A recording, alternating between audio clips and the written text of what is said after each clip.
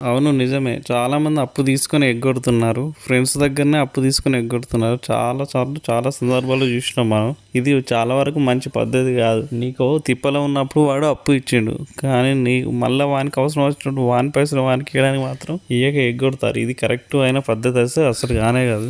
అప్పట్లో నేను దీని మీద ఒక చిన్న కవిత లెక్క ఒకటి రాసిన. అప్పు ఇచ్చినప్పుడు ఇస్మార్ట్, మళ్ళా దాన్ని అడిగినప్పుడు తిప్పలు స్టార్ట్ అని ఒక చిన్నగా రాసిన. అట్లనే ఉంది కథ. చాలామంది ఇది వరకైతే ఇది మంచి పద్ధతి కాదు.